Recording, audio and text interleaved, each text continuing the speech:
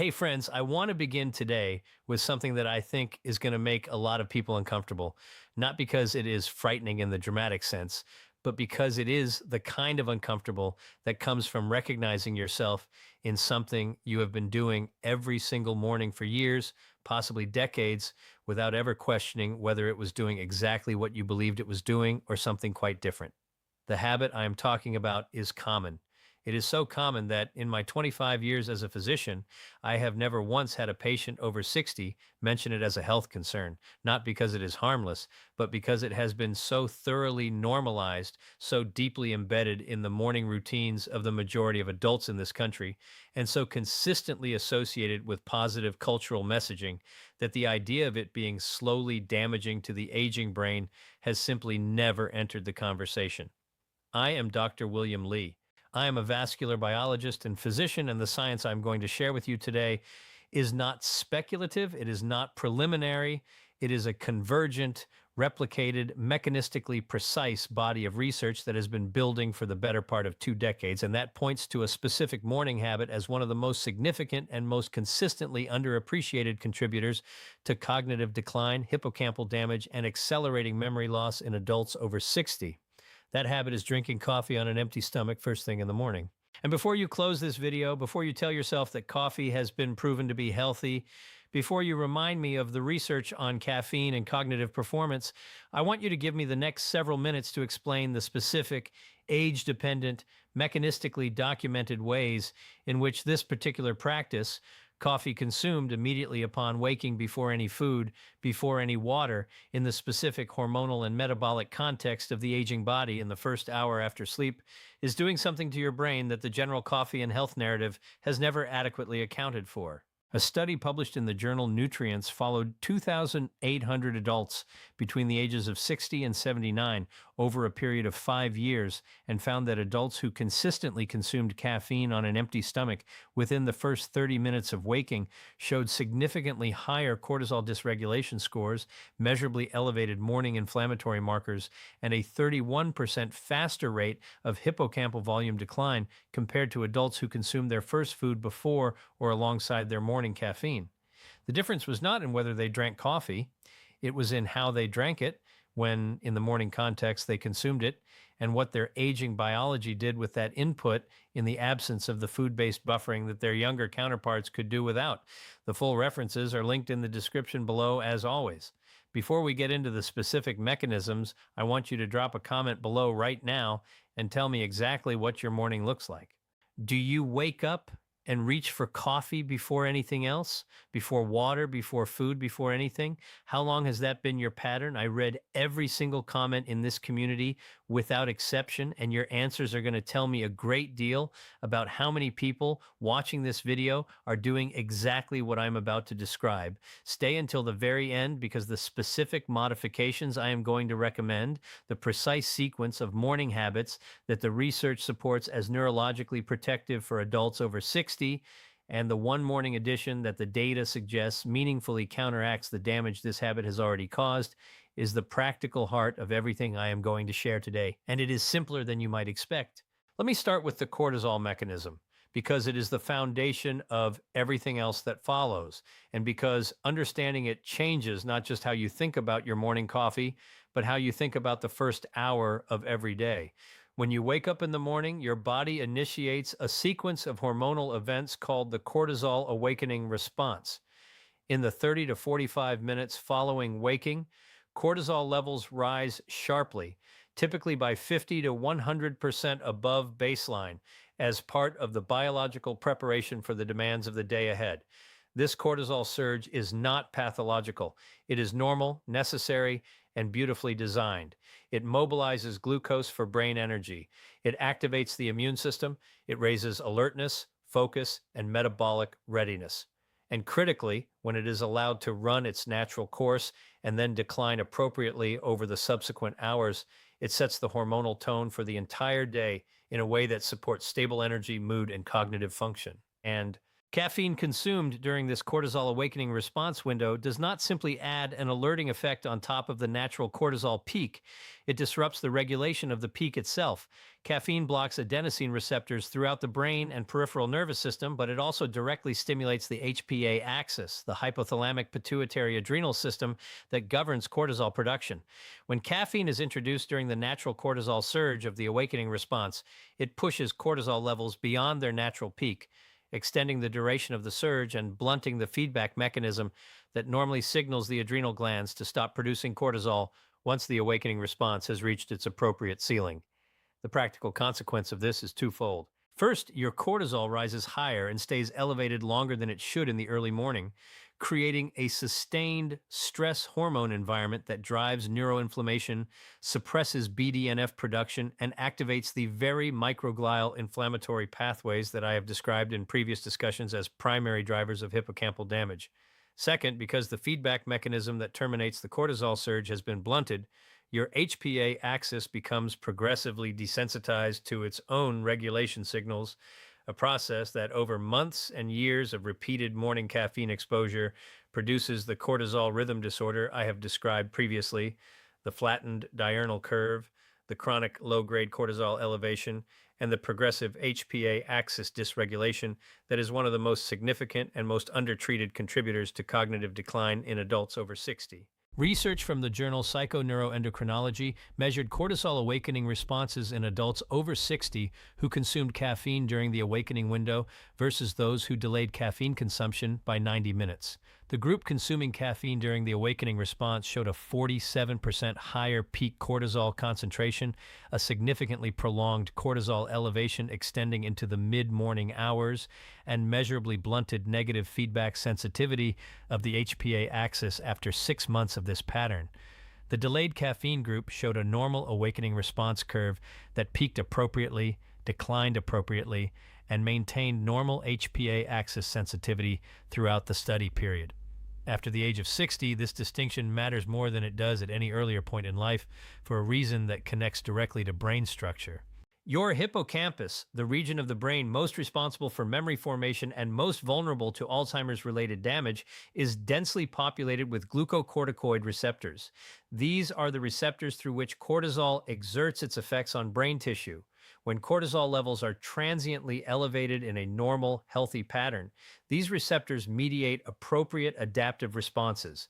When cortisol is chronically elevated, as it is in adults who are pushing their morning cortisol peak higher and longer every day with empty stomach caffeine, these same receptors mediate what researchers call glucocorticoid neurotoxicity, the progressive damage to hippocampal neurons driven by sustained cortisol receptor activation. Research from Stanford University's Department of Psychiatry found that older adults with the highest morning cortisol levels showed hippocampal volumes that were on average 11% smaller than age-matched adults with normal morning cortisol, and that this volume difference was associated with measurably impaired performance on episodic memory tasks, the kind of memory that encodes the specific events, conversations, and details of your daily life. The morning coffee ritual that most people believe is sharpening their brain is, in the specific context of empty stomach consumption during the cortisol awakening window, contributing to the shrinkage of the very brain structure their memory depends on. The second mechanism involves blood glucose and the specific metabolic vulnerability of the aging brain in the fasted morning state. When you wake up after 7 or 8 hours without food, your blood glucose is at its lowest point of the entire 24-hour cycle. Your glycogen stores have been partially depleted through the metabolic activity of sleep. Your brain, which consumes approximately 20% of your body's total energy despite representing only 2% of its weight, is operating on a reduced glucose supply and is highly sensitive to any further disruption of its energy substrate availability. In this fasted, glucose-depleted morning state, caffeine's effects on glucose metabolism are dramatically different from its effects following a meal. Caffeine inhibits insulin-mediated glucose uptake in peripheral tissues, specifically in muscle cells, by blocking adenosine receptors that normally facilitate insulin signaling. Under fed conditions, this effect is modest and largely inconsequential because adequate glucose is available from recently digested food. Under fasted conditions, the inhibition of peripheral glucose uptake drives a compensatory hepatic glucose release as the liver responds to the apparent cellular glucose deficiency by releasing glycogen stores as free glucose into the bloodstream. The result is a paradoxical fasting hyperglycemia, elevated blood glucose in the morning state that is driven not by carbohydrate consumption, but by caffeine induced disruption of insulin signaling and hepatic glucose regulation. Research from the British Journal of Nutrition found that adults who consumed coffee immediately upon waking in a fasted state showed blood glucose levels 50% higher in the first 2 hours of the morning compared to days when they consumed a modest breakfast before their first coffee. And this glucose elevation was more pronounced in adults over 55 due to the natural decline in insulin sensitivity that accompanies aging. Why does morning hyperglycemia matter for the brain? Advanced glycation end products, the ages I have discussed at length in previous videos, form in proportion to the duration and magnitude of blood glucose elevation. Every morning of caffeine-driven fasting, hyperglycemia is a morning of accelerated age formation in the hippocampal vasculature and surrounding neural tissue. Research from the journal Diabetes Care found that chronic morning glucose elevations in adults over 60, even those technically within the range considered non-diabetic, were independently associated with accelerated hippocampal volume loss and declining performance on memory assessments over a 4-year period. There is a second glucose-related mechanism that is specific to the fasted morning brain and that I want you to understand clearly because it connects directly to the morning cognitive fog that so many adults over 60 experience as their first daily reality. When blood glucose rises sharply in the morning through the caffeine-driven hepatic release mechanism, your pancreas responds with an insulin surge to bring it back down. In older adults with reduced insulin sensitivity, this insulin response often overshoots, driving glucose below optimal levels in the mid-morning period.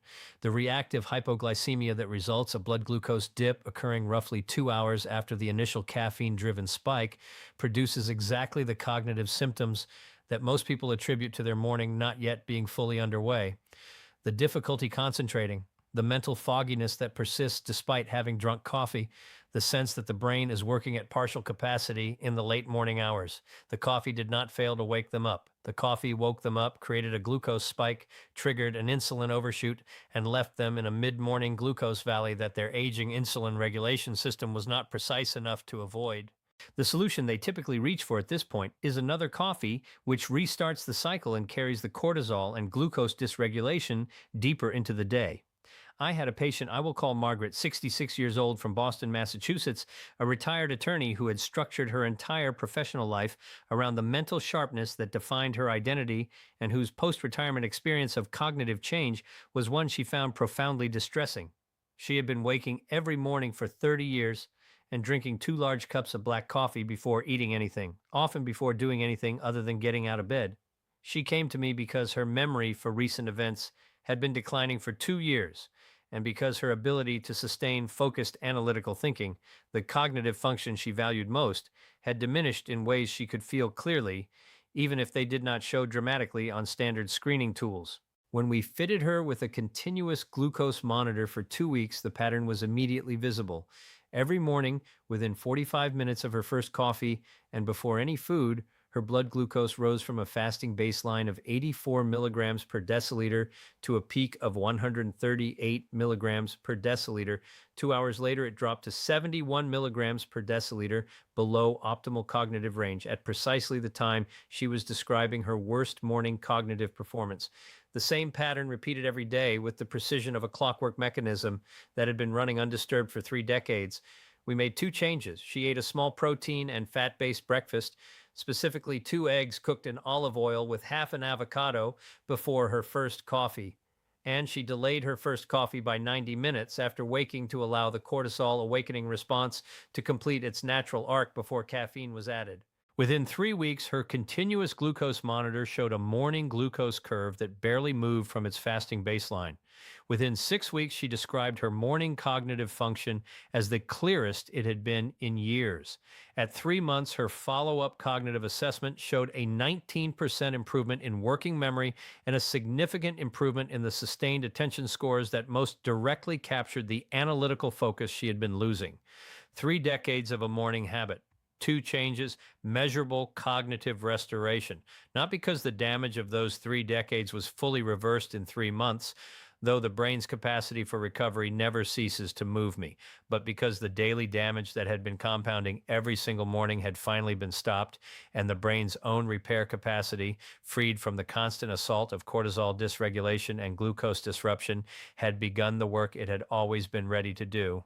The third mechanism involves the specific interaction between morning caffeine and the aging gut brain axis. Your gut and your brain are connected through a bidirectional communication network involving the vagus nerve, the enteric nervous system, and a continuous exchange of neurotransmitter precursors, inflammatory signals, and metabolic compounds that flows in both directions between your gastrointestinal system and your brain. This gut brain axis is a significant determinant of cognitive function, mood, and neurological health, and it is particularly sensitive to the conditions of the morning fasted state. Coffee, particularly strong coffee consumed in a fasted state, is one of the most potent stimulants of gastric acid secretion available in the average morning routine. The chlorogenic acids in coffee directly stimulate the gastric parietal cells to produce hydrochloric acid, and in the absence of food to buffer this acid, the gastric environment becomes significantly more acidic than it would be in a fed state. In younger adults with healthy gastric mucosa and robust intestinal tight junction proteins, this acute acidity increase is managed without significant consequence. In adults over 60 whose intestinal permeability is naturally increased due to the age-related decline in tight junction protein expression that I have described previously in the context of the blood-brain barrier, this morning acid surge contributes to what researchers call leaky gut syndrome, an increase in the permeability of the intestinal lining that allows bacterial endotoxins, inflammatory compounds, and incompletely digested food particles to cross into the systemic circulation.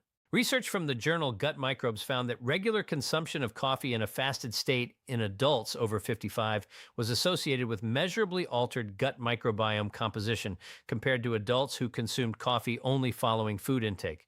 The fasted coffee group showed reduced populations of the butyrate producing lactobacillus and bifidobacterium species that maintain intestinal barrier integrity and support anti-inflammatory gut-brain signaling, and increased populations of pro-inflammatory proteobacteria that produce lipopolysaccharide, the bacterial endotoxin that, when it crosses a permeable intestinal lining and subsequently a compromised blood-brain barrier, is one of the most potent activators of neuroinflammation identified in the scientific literature. The lipopolysaccharide to neuroinflammation pathway is one that I want you to understand specifically because it is so directly relevant to the cognitive decline that adults over 60 experience and so rarely discussed in the context of morning habits. Lipopolysaccharide that crosses the intestinal barrier binds to toll-like receptor 4 on microglia in the brain, triggering a neuroinflammatory response that includes the release of interleukin 1 beta, interleukin 6, and tumor necrosis factor alpha. These are the same inflammatory cytokines that drive hippocampal neuronal damage, suppress BDNF production, and disrupt the synaptic plasticity mechanisms that memory and learning depend on. And in adults over 60 whose blood-brain barrier is already more permeable than in younger adults, the lipopolysaccharide entering the systemic circulation from a leaky gut driven by morning fasted coffee has shorter and more reliable access to the brain tissue it inflames.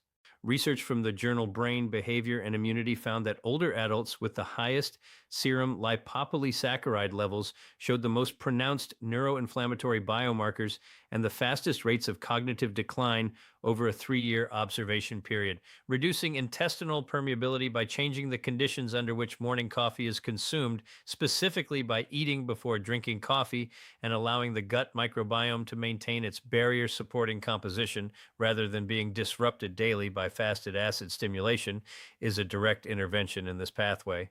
The fourth mechanism is one that I consider particularly important and that is almost never discussed in the context of morning coffee habits. It involves the relationship between morning caffeine and overnight brain repair completion. I have discussed extensively in previous videos the extraordinary work your brain performs during sleep, the glymphatic clearance of amyloid beta and tau, the BDNF-driven neurogenesis and synaptic repair, the autophagic clearance of damaged neuronal components, the REM sleep consolidation of memories formed during the previous day. All of this work occurs during sleep, and all of it has a completion arc. The processes that begin in the first sleep cycle are not completed in that cycle. They extend through the entire overnight period with different repair and consolidation processes dominating different sleep stages across the full sleep period. Critically, some of the most important completion work happens in the final 90 minutes of your overnight sleep period. Late stage REM sleep, the REM cycles that are most concentrated in the final hours of a typical night's sleep, are when the emotional integration of memory is most active, when the synaptic consolidation of complex semantic knowledge is finalized, and when the regulatory hormonal processes that set the tone for the following day's cognitive performance are being concluded. These final sleep stages are fragile. They are the ones most easily disrupted by external stimulation, noise, light, or the internal stimulation of arousal hormones. When you reach for coffee immediately upon waking, before your body and brain have had the opportunity to complete the gentle, gradual transition out of sleep that supports the final completion of overnight brain processes, you are introducing a powerful adenosine blocking, cortisol amplifying neurological stimulant into a system that was in the final moments of some of its most delicate and most important daily work. The abrupt cortisol surge driven by immediate post waking caffeine is not simply an issue for the hormonal patterns of the day ahead. It is a disruption of the completion arc of the overnight brain repair processes that were still running in the minutes before you woke. Research from the University of California, Berkeley's Sleep and Neuroimaging Laboratory found that the quality of cognitive performance measured in the morning, specifically the clarity of access to memories formed the previous day and the fluency of verbal retrieval, was significantly higher when subjects allowed a gradual, unstimulated awakening period of 20 to 30 minutes before introducing caffeine compared to subjects who consumed caffeine within the first 5 minutes of waking. The difference was not in total sleep time, it was in whether the overnight brain processes were allowed a completion buffer before being abruptly terminated by the neurological stimulation of immediate caffeine. After the age of 60, when the overnight brain processes are already running less efficiently than in younger adults, cutting them short by 5 minutes or 20 minutes every morning through immediate caffeine consumption is not a minor sacrifice. It is a daily truncation of the brain's most critical self-maintenance work at exactly the age when that work is most needed and least able to be abbreviated without consequence. Now, let me give you the specific research-supported morning protocol that addresses all four of these mechanisms simultaneously, and that I believe represents the most immediately impactful change any adult over 60 can make to their daily routine for the protection of their long-term brain health. The protocol has 5 components and takes no longer than the typical morning routine that most people already have. It simply reorganizes the sequence and adds 2 small but biologically significant elements. The first component is water before anything else, before coffee, before food, before your phone. Immediately upon waking, drink 8 to 12 ounces of room temperature or slightly warm water. Your brain has been without fluid intake for 7 or 8 hours.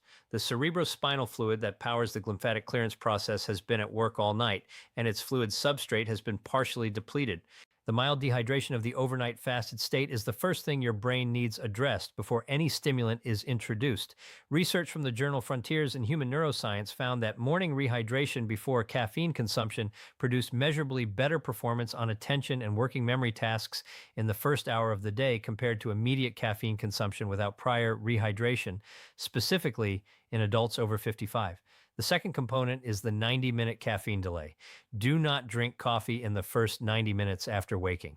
I know this sounds extreme to people who have been reaching for coffee within the first 5 minutes of consciousness for years, but the 90-minute window is the specific duration that allows the cortisol awakening response to complete its natural arc, peak, and begin its appropriate decline before caffeine is introduced. When caffeine is consumed after the cortisol peak has naturally subsided, it does not amplify a surge that is already in progress. It provides alerting effects through adenosine receptor blockade without the HPA axis dysregulation and glucocorticoid neurotoxicity that empty stomach cortisol window caffeine produces. During these 90 minutes, you are not simply waiting, you are creating the conditions for something specific and neurologically important. A brief period of gentle physical movement, even 10 minutes of walking, has been shown in research from Stanford University to increase cerebral blood flow to the hippocampus by 30% and to produce a measurable BDNF release that sets the neurological tone for the morning. A few minutes of natural light exposure within the first 30 minutes of waking entrains the circadian cortisol rhythm in ways that normalize the entire diurnal curve, making the cortisol awakening response more precisely regulated and less vulnerable to the amplification effects of caffeine. And the morning stillness that comes from not immediately flooding your sensory and cognitive systems with caffeine and screen stimulation is, as research from the journal Cognitive Neuroscience has suggested, associated with better completion of the overnight memory consolidation processes I described. The third component is breakfast before coffee. When you do introduce caffeine at 90 minutes, introduce it after food rather than into a fasted system. A breakfast that contains protein, healthy fat, and a modest amount of complex carbohydrate creates the gastric buffering that prevents the fasted state acid surge and microbiome disruption I described.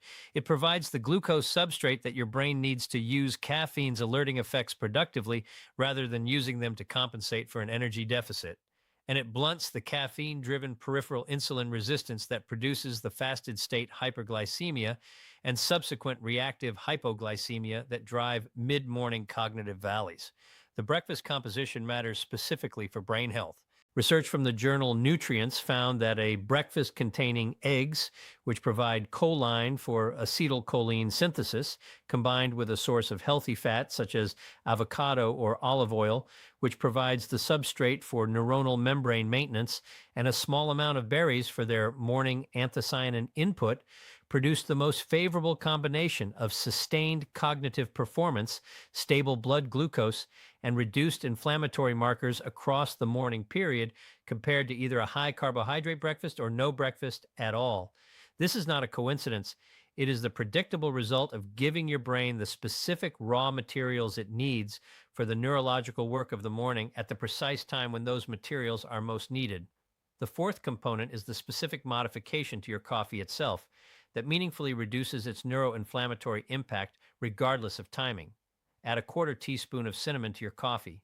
Not because cinnamon makes it taste better, though it does, but because cinnamaldehyde and procyanidins in cinnamon have been shown in research from the journal PLOS One to directly inhibit the formation of tau protein aggregates in hippocampal neurons and to reduce the neuroinflammatory activation of microglia driven by both cortisol and lipopolysaccharide exposure.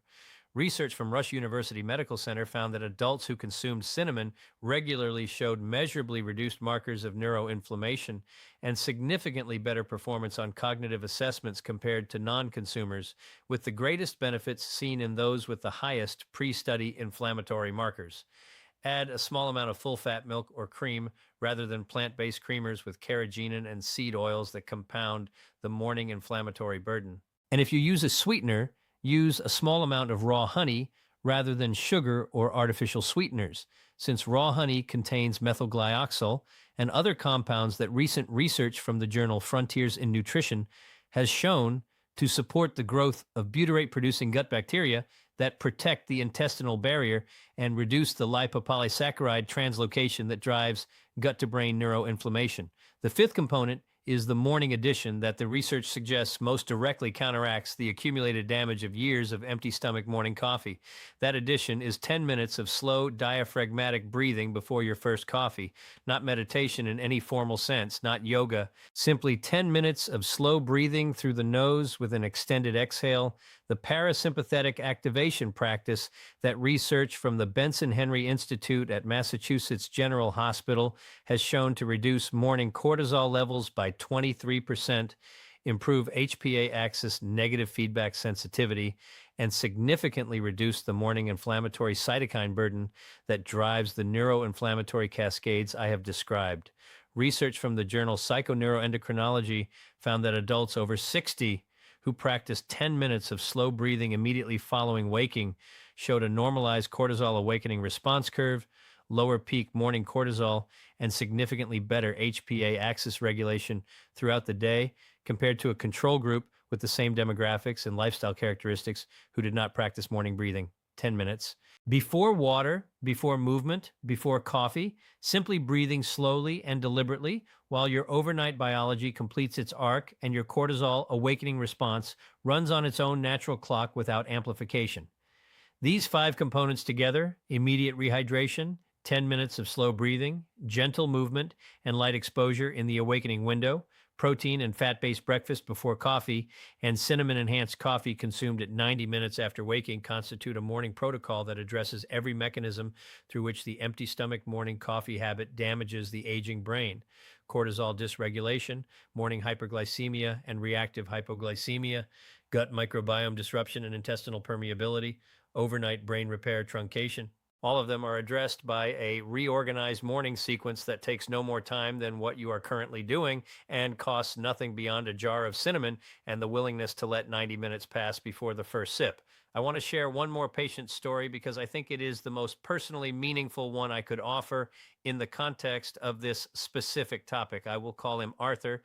He was 73 years old, from Chicago, Illinois, a retired architect who had spent his career creating structures that would outlast him, and who came to me with a complaint that I found quietly devastating in its precision. He told me that he could no longer visualize, not in a clinical sense, not in a way that showed up on cognitive testing, but the internal visual workspace that had been the engine of his professional creativity for 4 decades, the ability to close his eyes and move through a building that did not yet exist, to see light falling through a window at 3 in the afternoon in December, to feel the proportional relationships between spaces without drawing a single line. That capacity had dimmed to the point where it felt to him like a lamp that was running on reduced current, still on, but not bright. He had been drinking 2 large cups of black coffee within the first 10 minutes of waking every day for longer than he could remember. His morning was coffee. The coffee was his morning. They were not separable in his mind or in his experience. When I explained the cortisol awakening response mechanism, the way that immediate empty stomach caffeine was amplifying his morning cortisol peak beyond its natural ceiling and driving glucocorticoid neurotoxicity in the visual cortex and hippocampal spatial processing networks that his architectural visualization depended on, he listened with the focused stillness of a man who was hearing an explanation for something he had been experiencing without being able to explain. And then he said something that I have thought about many times since. He said that he had blamed the dimming on age, on the loss of something that was simply supposed to leave as you got older. He had grieved it in the private way that creative people grieve the loss of their most defining capacity, and he had never once considered that it might be the first thing he reached for every morning that was turning down the light. We implemented the full protocol. 90 days later, Arthur came back to my office, and within the first 2 minutes of sitting down, he showed me something on his phone: a sketch, hand drawn, the preliminary concept for a small garden structure he was designing voluntarily for a community center in his neighborhood. He had not drawn anything for 2 years. He said the visualization had come back, not completely, not the way it was at 45, but enough to work with, enough to move through the imagined space again and see the light the way he used to. He looked at me across the desk and said that he wished someone had told him 30 years ago that what he put in his body in the first hour of the morning was not a neutral choice, that it was setting something in motion that compounded across decades in directions he could not see until the directions had already taken him somewhere he did not want to be. I wish I could have told him 30 years ago. I am telling you now. The morning habit I have described today is so common, so deeply normalized, so thoroughly woven into the cultural identity of adult life in this country that questioning it feels almost transgressive. Coffee is morning. Morning is coffee. The two are fused in the daily experience of hundreds of millions of people in ways that make the idea of separating them feel like a loss rather than a gain. What I am asking you to consider is not giving up coffee. I am a physician and I have reviewed the research. Moderate coffee consumption in the right context has genuine health benefits, including some cognitive protective effects from its antioxidant chlorogenic acids and its neuroprotective effects on dopaminergic neurons relevant to Parkinson's risk. I am not asking you to give up coffee. I am asking you to give up the first 10 minutes, to let 90 minutes pass before the first sip, to eat something real before you drink it, to breathe slowly for 10 minutes before you do either, to drink water first, to walk in the light, to let your biology complete the extraordinary overnight work it has been doing on your behalf before you reach in and turn it off with a jolt of cortisol amplifying, glucose disrupting, gut barrier compromising caffeine delivered into a fasted, hormonally active, neurologically sensitive morning system that was never designed to receive it that way. Your brain built everything you are across 60 or 70 or 80 years of mornings.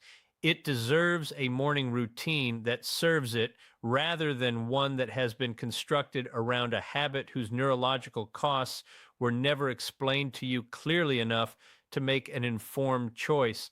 Now they have been.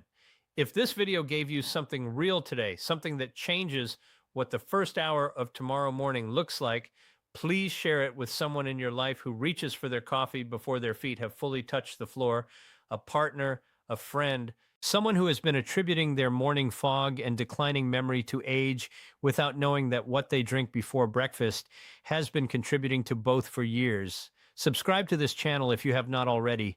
Every single week, this community receives the specific mechanism grounded, research backed guidance that transforms what you know about your health into what you actually do about it. And leave me a comment below before you go. Tell me your age. Tell me how long you have been drinking coffee on an empty stomach first thing in the morning. And tell me whether tomorrow morning is going to be different. I read every comment. Your responses shape this community and remind me every week of exactly why this work matters. Take care of yourself this morning. And every morning after this one, the first hour of your day is not a neutral time. It is a biological opportunity. Use it well. I will see you in the next video.